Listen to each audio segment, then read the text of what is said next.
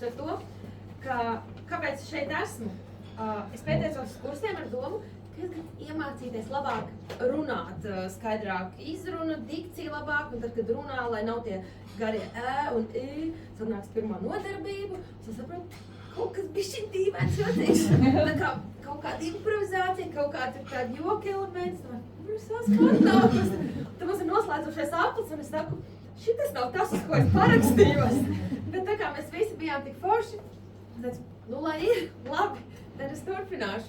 Tādu es esmu nonākuši līdz šīm te stāstu vakaram. Jā, šodien es jums gribu pastāstīt par sev ļoti tuvu tēmu. Kā mēs visi zinām, mums šobrīd Latvijā ir vienkārši traģisks stāvoklis ar demogrāfiju. Mums ir nenormāla zema dzimstība. Un man kā vecmātei šī tēma ir ļoti personīgi sāpīga. Valsts šajā lietā īsti neko daudz nedara, jo mēs nemanām, ka cipari iet uz augšu, cipari iet tikai uz leju. Un es īsti tur vairs neko nevaru ietekmēt. Bet mums ir vēl otra problēma. Visi pasauli jau zina, ka mums ir daudz vairāk sievietes nekā vīrieši. Ok, labi, latviešu bāliņas mēs nevaram dabūt vairāk, kā viņi jau ir, bet mēs varētu saglabāt viņu daudzumu, lai viņi nav mazāk. Tad, es mazliet viņu papētīju. Tā kā kursā varbūt daži zina, ka mans guilty pleasure ir skatīties statistiku. Tad, es mazliet ieskatīšos, lai es nesajātu ciparus. Tad gadā aptuveni 10% slepkavības Latvijā izdara sievietes. Nav precīzi datēts, cik viņas nogalina vīrieši un cik viņas nogalina sievietes, bet varētu spekulēt, ka tas ir aptuveni no 3 līdz 5 vīriešiem gadā. Tas, ko mēs varētu darīt, mēģināt viņus paturēt, saglabāt, lai viņi nenomirst. Biežākie iemesli, kādēļ notiek vīriešu slepkavības, kad sievietes viņus nogalina. Pirmais ir partnerattiecības, par partnerattiecībām strīd, otrais vardarbība un trešā ir konfliktu eskalācija mājās. Tad mēs varētu ķerties pie tā varianta, kad, lai neeskalējas tās problēmas. Tad es gribētu, lai aplaudē visas sievietes, lai zinu, cik daudz šeit ir sievietes. Man mazliet viņi vajadzēs jūsu palīdzību,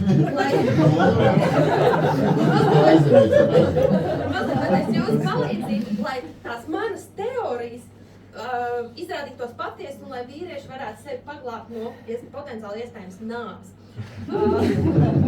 Jā, tad vispirms gribu pateikt lielu paldies manam vīram, kurš man ir iedevis iedvesmu šajā visā. Bet viņš ir dzīves, Pēters, par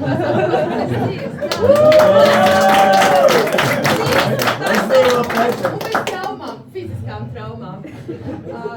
Jā, un, protams, arī uzrunāju internetā cilvēkus, threados, es rakstīju, sievietes, vai jūs lūdzu varētu padalīties, kas ir tās situācijas vai teksti, ko vīrieši pasaka, kad, gribētos ar pānu ušaut pa galvu. Sievietes ļoti laipni arī izteica savu viedokli, un dažas lietas saka arī ar manām.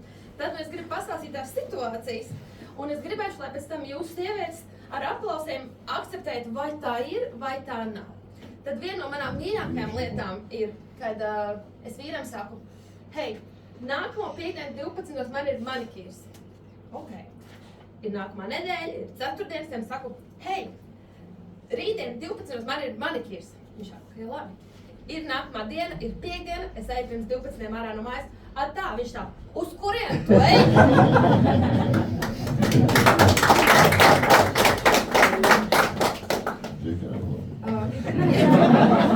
Tad es vēl tā, par to strīdu eskalāciju. Tad bieži vien ir konflikti. Vienalga, kurš ir vainīgs, kurš nav vainīgs, bet ir tās unikālās frāzes, ko vīrieši pasaka, tā, ka plakstiņš sāk raustīties, kas vienmēr ir nestreso.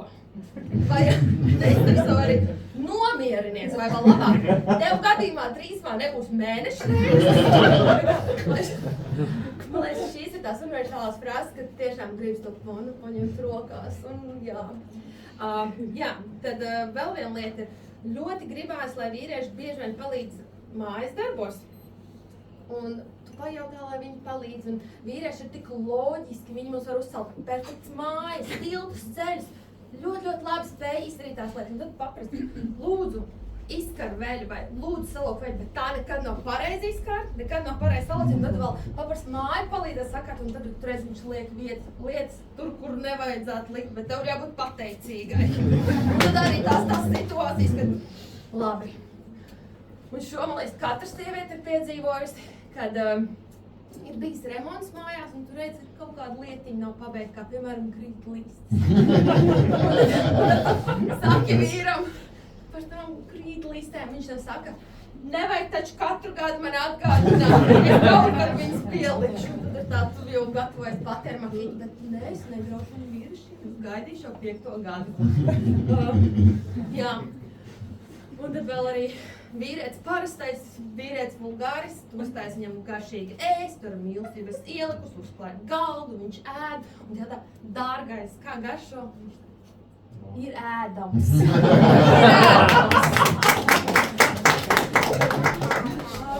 Jā, ar to es gribu pateikt, vīrieši. Ar to es gribu pateikt, dārgie vīrieši, lūdzu, paši saudzējiet sevi un nelieties sievietēm jums iztep pannām, lai ir sapacība un mīlestība. Paldies!